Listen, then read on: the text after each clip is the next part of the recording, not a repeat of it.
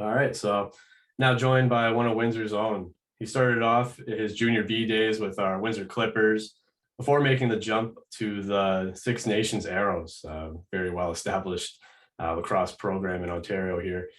Just a few years ago, too, he was drafted to the National Lacrosse League in 2019 before the pandemic kind of ruined things. But now playing pro lacrosse for the Calgary Roughnecks is Liam LeClair. Welcome to the show, man. Yeah, thanks for having me on, Drake. Really appreciate it. Absolutely, man. Again, always cool stuff to talk about these people in Windsor and sports, and I think like lacrosse, me as I'm sure you'll agree, kind of gets overlooked a little bit. Our nation's sport. Windsor deep history in the sport as well. So thanks so much for joining me, man. It's gonna be cool to talk some lacrosse. Yeah, I love talking lacrosse whenever I can. I agree. It's kind of an overlooked sport from time to time, and not many people do know it's a national sport. So I think it's good to get some awareness out there and grow the game. Yeah, especially when we were younger too. I mean, going to the games was kind of like a thing, right? So that's how, aside from just playing, like that was my thing, was like going to AKO games and stuff. So it's Right, cool right. to tell you guys stories. I mean, we got three guys in the league at least that, again, people might not realize, three guys from Windsor playing pro lacrosse. Yeah, three guys from Windsor playing pro lacrosse, and a few more, trying to crack Well, rosters or who have been yeah, drafted and whatnot, right? So better yet, just in the NLL. That's what I was going to see. Maybe you could help me yeah, if there's guys elsewhere. Oh, obviously, there's guys in college over in the States, but like MILL or something, so yeah. I don't want to miss any names, but I can definitely name a yeah, few. yeah, Obviously, myself, Josh Jubenville, and Brett Hickey playing the yeah. NLL right now. Dylan Riley was on a practice roster as of last year. I'm not sure the situation this year, but he's a Mhm. very good lacrosse player as well. Obviously my brother was playing there for a while and unfortunately couldn't continue to play. Then you got guys who have been drafted like Andrew Garrett, Logan Holmes. Logan Holmes is in training camp this year, and Yeah, I just can't believe pretty he's far. not there, eh? Yeah, and he's a grinder, great Yeah, lacrosse player. So no, yeah, that's another lacrosse name. And then you got Will Cecile and Pat Kashik, who were just drafted in the draft this last year. And looking forward, probably guys who will get drafted: Jake Rosa, Braden Maya. yeah. It's a nice little pipeline that's starting to come out of Windsor. It seems like Yeah, so. man. Yeah, it's weird with the last 2 years, given the pandemic and stuff, and not seeing a lot of it. It's like a lot of things. It's like another lifetime. So, again, just love talking about it and giving you guys some praise, man. So Yeah, and we obviously, appreciate that too, for yeah, sure. yeah. Again, man, like you guys are, or yourself. I mean, I want to talk about playing in Calgary. How's the West treating you anyway? Oh, I love playing out in Calgary. Yeah, That's definitely my favorite place to play from where I've seen the league so far. Fans are always electric. The team treats us very well. Um, Also, just getting the chance to go out west when I really, yeah, I didn't get that chance much growing up or anything like that, and yeah. just love it out there. Honestly, I have no bad things to say about it. Yeah, I got to go out west my first time this summer. We spent the night in Calgary, but yeah, man, what a place to be. Oh yeah. I guess to get down there and go to your games because I've talked to Brett, talked to Josh. You guys aren't really around there full time, right? You're coming in for your games, or Yep, exactly. So on our team, I think there's only five guys living in Calgary, and only two of them are actually from Calgary. yeah, Everyone else is flying in from wherever. We have, yeah, I think, five guys in Ontario, and then the rest are from BC. yeah. Well, like I talked about with Hickey, like it makes it convenient to play a pro game. It's like a once a week kind of deal. You do whatever else you want throughout the week. I'm sure they help you get down, and it's probably set up pretty well for you. Yeah, honestly, for me, especially as a student, I'm going to medical school at the University of Western right now, actually, and trying to play any other professional sport. Obviously, I'd really have to fully commit to that. Yeah, And lacrosse is at a spot right now where they don't need a week, like full week commitment, so you can have something else going on without being um, something that you need to commit to, but not getting paid a living salary, right? It's like yeah, that gray area, I guess you could say, for now, and that makes it possible for me to pursue my passion in medicine as well as play lacrosse. fantastic. Yeah, I mean, given just kind of the climate of the sport, I guess you can say it's unfortunate. It's not as big as it probably should be, but at least it gives you guys like the ability to almost do whatever you want. You Yeah, can play in other leagues absolutely. as well, play in the off season and stuff, right? Absolutely, yeah. So, and a lot of guys are playing. When you say off season, there's a major series lacrosse in Ontario, and that's mostly NLL guys are playing in that league. And there's an Exactly. equivalent to that out west, and that's I think Andrew Garrett was playing in that a couple You years think ago, that? and Dylan Riley. So like you say, it does give us the ability to continue to play lacrosse. And honestly, I would be doing this for free anyways, because I love playing lacrosse. So if I can get paid a couple bucks to play Yeah. professional lacrosse, it's just a cherry on top. So Yeah, man. Like most things, people are paying to play, right? So right. if you Yeah. So get it's a nice anything, change. Yeah. Getting yeah, something out of it instead of giving to play it, right? That's a nice change. And we all love the game. So we're gonna do it for as long as we can, right? yeah, man, it's real cool stuff. And again, like you mentioned at the top, you're a Windsor kid. Come from an athletic family. Your brother also played in the league. I guess your dad was a good hockey player, from what I've heard. And I'm sure that was a lot of fun growing up. What was life like for you growing up? Yeah, life growing up was awesome, right? Like you say, big sports family. Yeah. Myself, my brother, my parents got me involved in everything. Between my parents and my grandparents, the amount of support we had to play whatever sport we wanted to and get to every game and every practice was unbelievable. And obviously, my dad set a great example in terms of athletics. And like you say, he played hockey growing up. He was a very good football player, I guess. Yeah. Obviously, I've never seen the film or anything, but I've heard great things from people he knew growing up and whatnot.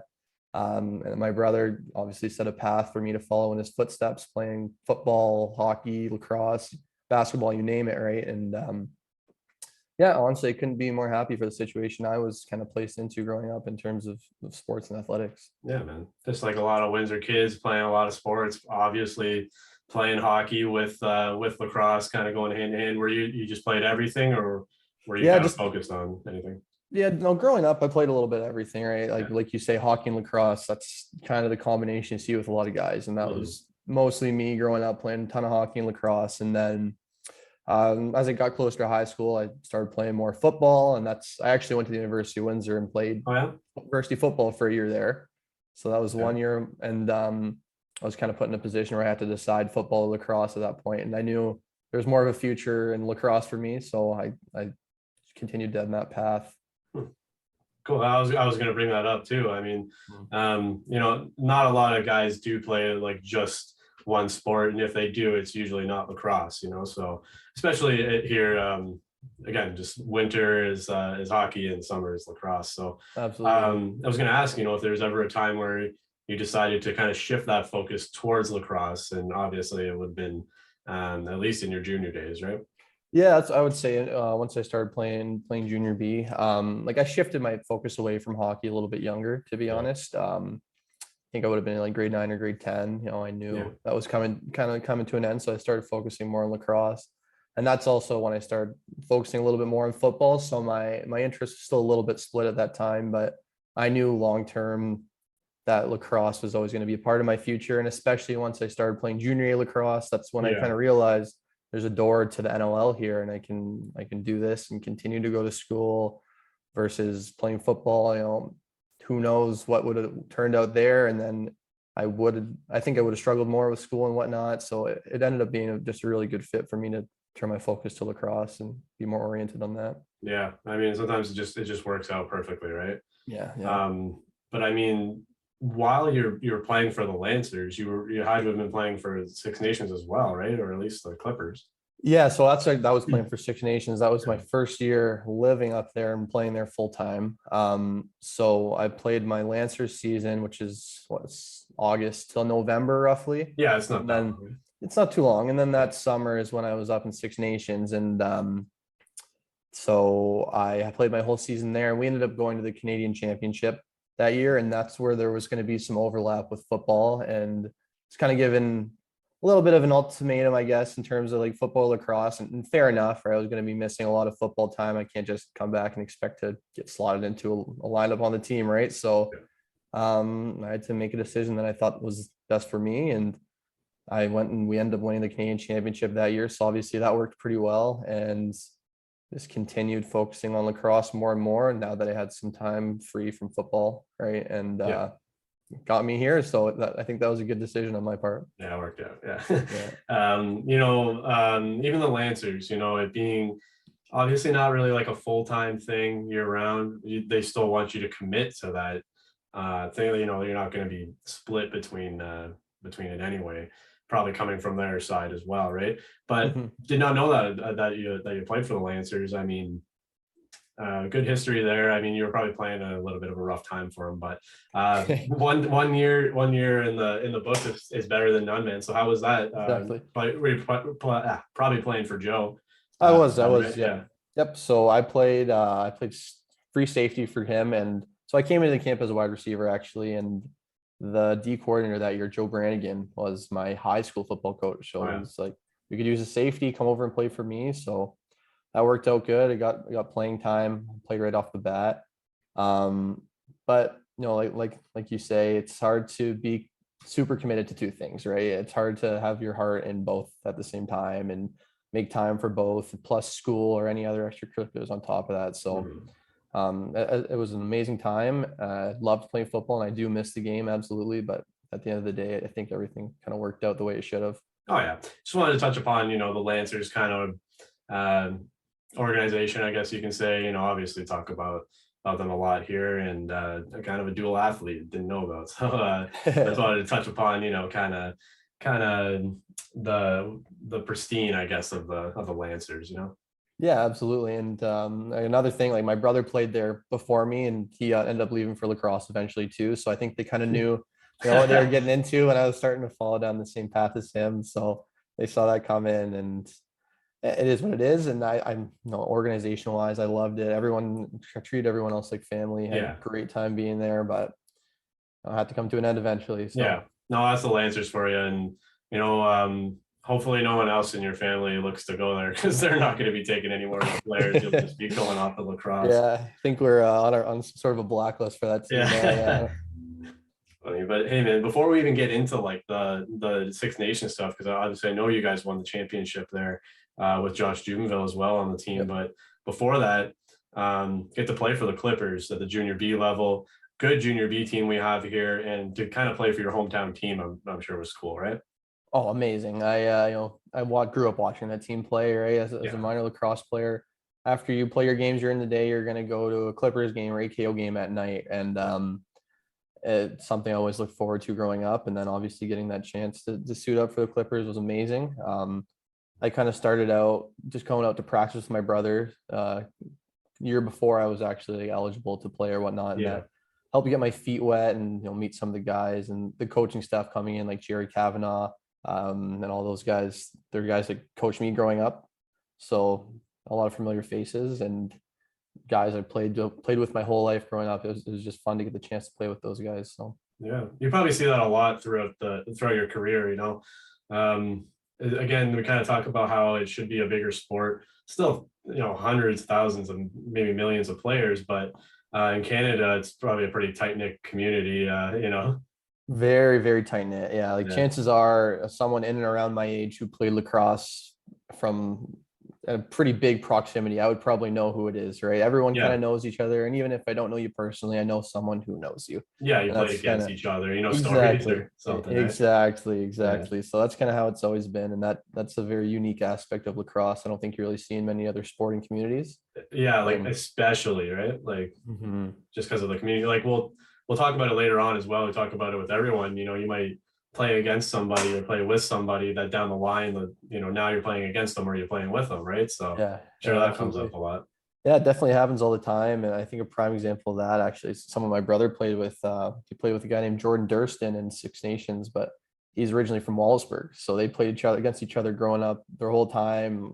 There's a lot of rivalry games. I was gonna say probably not friends. Not necessarily growing up, at least, right? And they ended up being very good friends and playing together. So like you say, small community, but you might think you hate someone, you meet them and they're a great guy, right? So yeah, well, it's like that with everything, right? But that's what I'm saying. Like with lacrosse, I'm sure that community is so close that it's that times 10, right?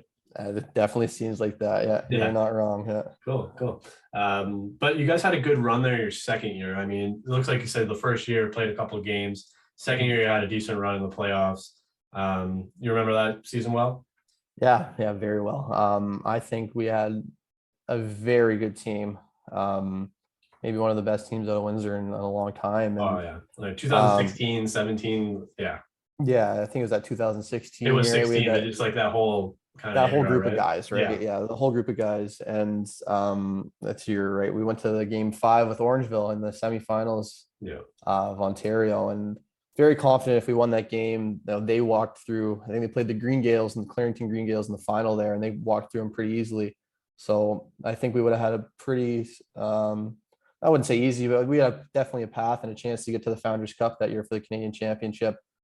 Maybe missing a piece or two, and some of the talent. You look at the team and the numbers. Guys like Logan Holmes put up, Andrew Yeah. Murray, and then you got guys like you got a guy Chase Kavanaugh playing second or third string to those guys, which is crazy seeing the numbers he was able to put up after. And defensively, we had me, Pat Kashek, Josh Uvenville, and many other guys that deserve a mention here too.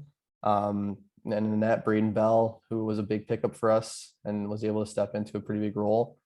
I'm honest, I miss that team a lot. We were very tight knit. We were hanging out and talking all the time. It was a great year. It was a really good year. A lot of fun to play with those guys. Yeah, and like a lot of local guys too, right? That's what I was gonna. You mentioned all the names. I don't even have to. But I was gonna say you got to play with some of Windsor's best. Probably kids you grew up playing with all these years too, and now you're at the top level in our community. It's the Clippers. Yeah, absolutely. And it's nice to. Obviously, I don't see those guys as much anymore, unfortunately. But those are friendships I'm never going to forget, and moments playing the game that will stick with you forever. And I really don't take them for granted at all. I look back so fondly on it. Yeah, that's what they say, man. Some of the best times of your life, you just don't realize. Absolutely, it, right? And then we talk about getting close to the Founders Cup that year, but then the next year, you and Josh were playing. Maybe some others too came with you. I don't know, but went over to the Six Nations Arrows. Again, great program out there, Junior A. So how did it kind of come up for you, the opportunity? Yeah, so for me, so my brother ended up playing there first, right? So I think in 2016 is actually when he went and played Junior A for Six Nations, and that kind of created a line of communication for me. So that year, I AP'd for a few games with them. Yep. And then when 2017 came around, they basically said, if you want to move up here and play, there's a spot for you.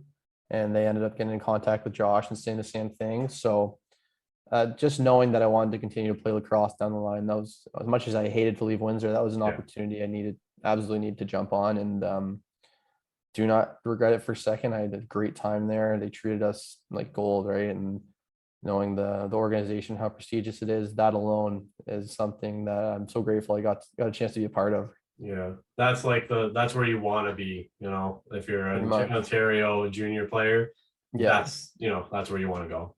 Yeah, absolutely. And just hearing all the history of that team and how that community supports lacrosse in general, it's just such a spectacle to see. And like you say, that's where you want to be. And I'm glad I got the chance. Yeah, I want to talk about that. But I mean, it would have been cool. It must have been cool that Josh went with you too, right? So at least to know somebody. And with your brother playing there too, I'm sure you knew some of the staff and coaching and stuff. So, but it's always good to have some connections.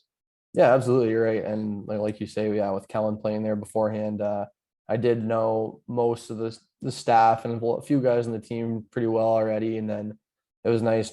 Me and Josh traveled up and down the 401 together, or coming home and whatnot, and we lived together, we worked together, and you name it. And like you say, definitely nice to have a friendly face moving in there with. Yeah, wasn't sure if you guys were really stationed up there, or if you'd mostly traveled, but I guess you had lived on the reserve and stuff, right? Yeah, we live there. So the owner of the team has a loft, I guess, on his property that he puts guys from out of town up in, and that makes it so convenient. And he owns a company, and some of the stuff they do is involving landscaping. So that's what we were in for the summer. So it was nice because obviously owner of our team, he's flexible around lacrosse. So if we had a game in the afternoon, it would be like a half day of work kind of thing, which works out perfectly. And they really set us up so that we can go there and not have to worry about too much. We have an income and we have a place to live and get to play lacrosse. So it doesn't get much better than that. Yeah, exactly. I mean, I don't know. I obviously didn't even know that, but that's kind of what I mean by when I say that's where you want to be. Obviously, the prestige, like you talked about, they got it all. So yeah, there's not, like I say, like I just said, to be honest, there's really not much to worry about once you get up there. They treat you good, and they make sure that you can stay there. You don't feel like you have to go home and drive 3 hours up the 401 for me and Josh, right? Exactly. Makes it worth your while to recruit players too, right? I mean, absolutely, you don't have to leave. But I mean, how were those games? Where is the crowd rowdy? Big crowds or what? Yeah, we always had a decent crowd for sure. I mean, there's a lot of lacrosse going on the reserves, and they have a Mhm. lot of teams to support. So you're not getting packed house every night per se, but whoever showed up was very passionate about it.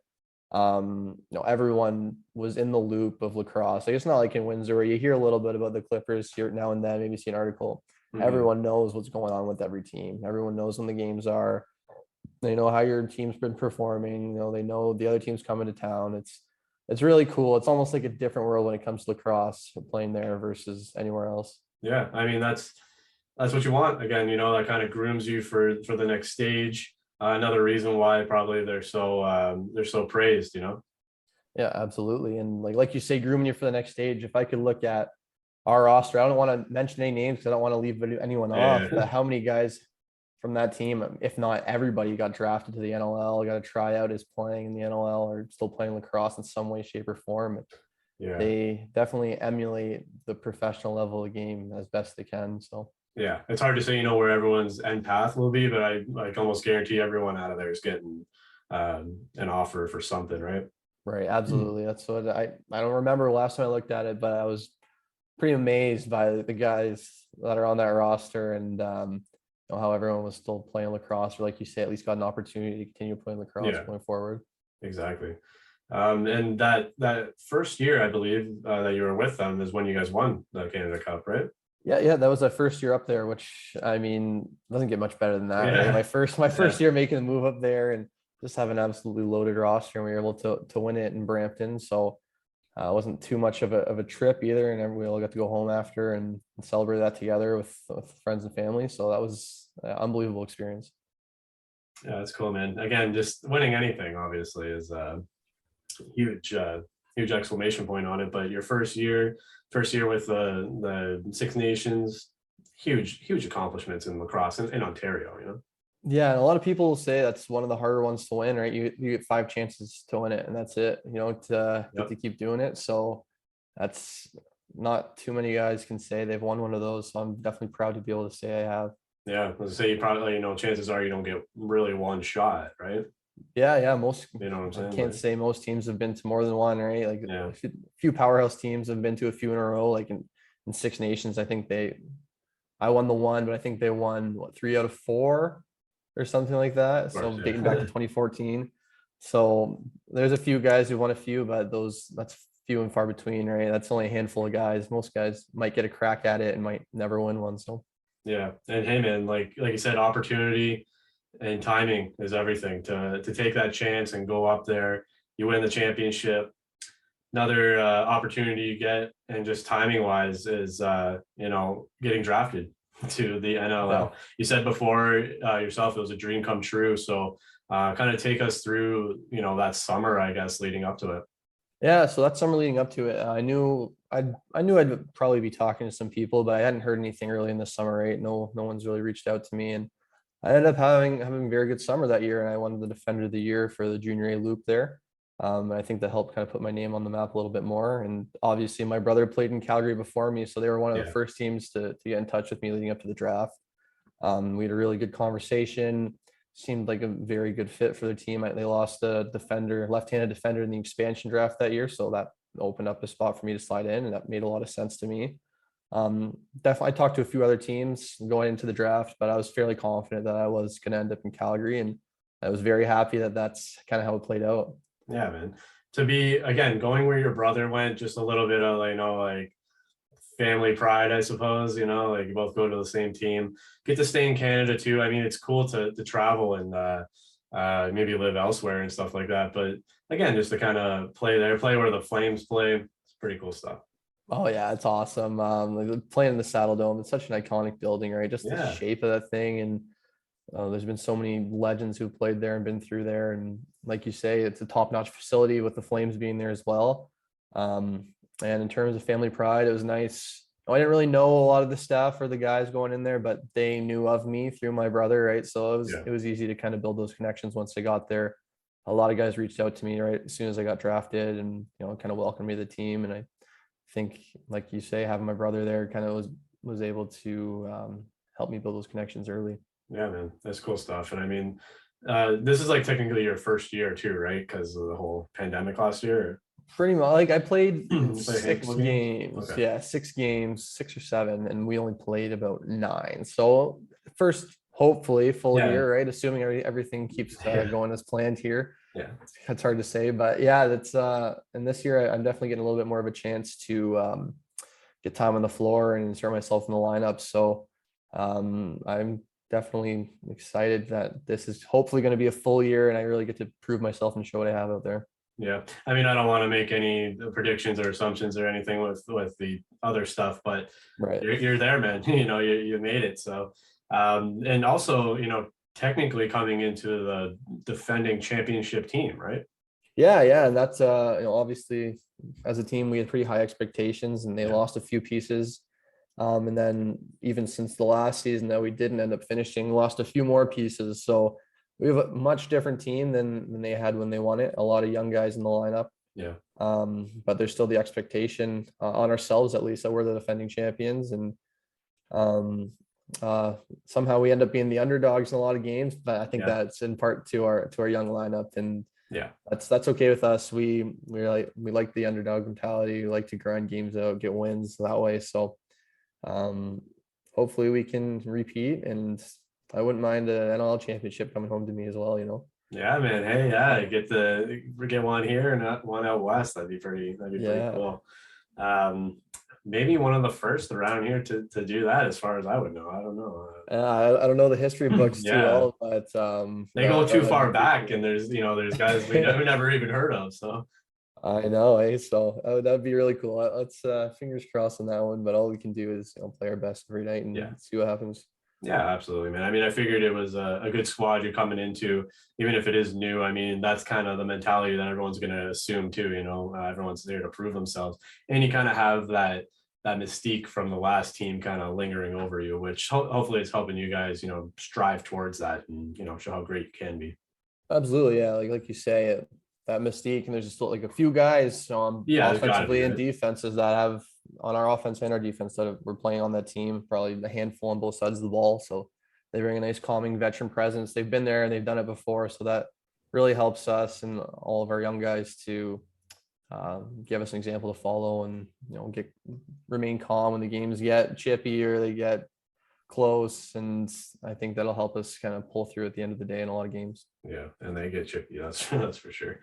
So, I was hoping that you guys aren't playing Toronto at all this year, eh?